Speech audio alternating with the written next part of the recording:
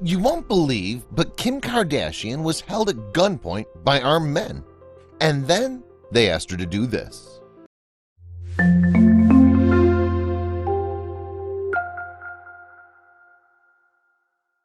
It's been 2 years since the horrific event occurred that scarred Kim Kardashian West's life.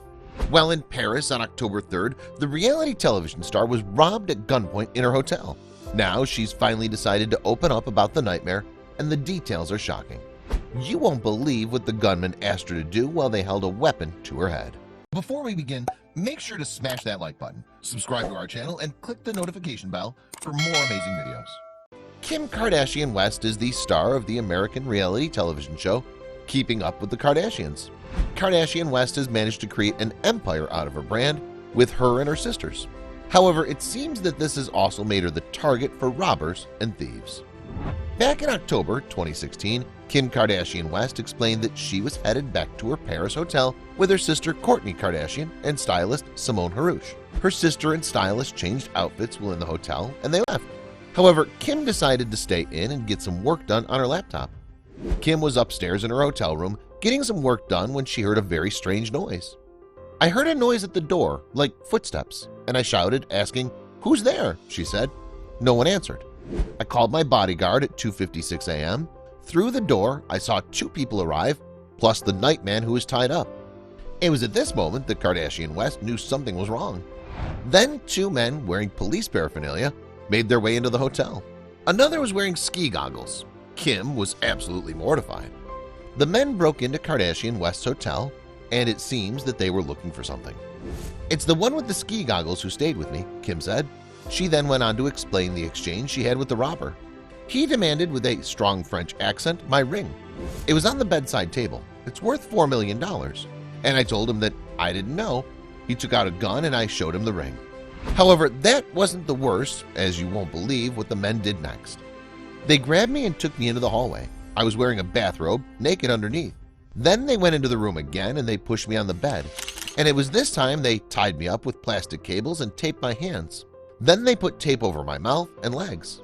At this point, Kardashian West began to assume the worst from these men. "I was like, I have a split second in my mind to make this quick decision," she said through tears. She then went on to describe her plan to escape from the robbers. "Am I gonna run down the stairs and either be shot in the back? It makes me so upset to think about it. Either they're going to shoot me in the back, or if I make it and they don't, if the elevator does not open in time and the stairs are locked, then I'm effed. There's no way out." Kim then began to describe everything that the robbers were able to steal from her. It seems that they were able to make it out with 2 diamond Cartier bracelets, a gold and diamond Jacob necklace, Lorraine Schwartz diamond earrings, a gold Rolex, and several other items. It was an extraordinary amount of things. "I think they robbed me of like $5 million, she said. Then they left on the run.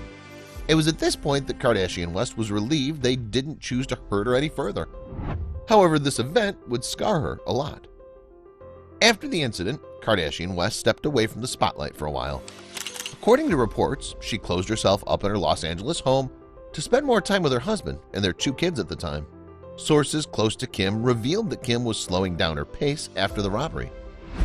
The only positive thing about the robbery is that Kim changed pace. A source told People, "Instead of working nonstop, her life has slowed down significantly. She seems happy about this." Eventually, Kim came out of her social seclusion and spoke about the robbery. Kim spoke about the robbery and how it changed her life in a way she never could have imagined. "I know this sounds crazy, but I know that was meant to happen to me. I don't want to start crying, but I feel like that was just meant to happen to me. I'm such a different person," she said. "It was meant to happen to me, and I really feel like things happen in your life to teach you things. It was probably no secret, and you can see it on the show. I was being flashy and I was definitely materialistic before. I don't care to show off that way that I used to. Even though there's nothing wrong, truly, it's okay if you're proud of that, and if you work so hard and you get something, it's just not who I am anymore." Kim also explained how the event changed her views of her own self.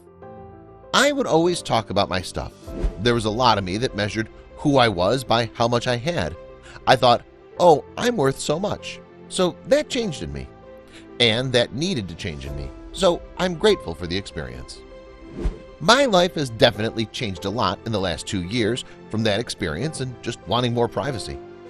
In the past 3 months, I feel like I've come out of my shell a little bit more, back to who I was. I was never depressed, but I wasn't motivated to get up and work like I used to. One of the biggest questions that everyone had was how the robbers knew which hotel Kim and her family were staying at. There was probably a group of guys that were following us the entire trip, Kim explained. I was Snapchatting that I was home and that everyone was going out. After the robbery, the police had arrested 17 suspects that they believed might have been connected to the robbery. But out of the 17 that were arrested, 10 of them are now being indicted. They've been charged with conspiracy, robbery, kidnapping, and helping arrange the resale of stolen jewelry. These days, Kim Kardashian West has resumed her life as she has before. However, she says that her perspective on things has changed her way of going about things. Although the event was traumatic and could have cost her life, she's grateful for what it taught her.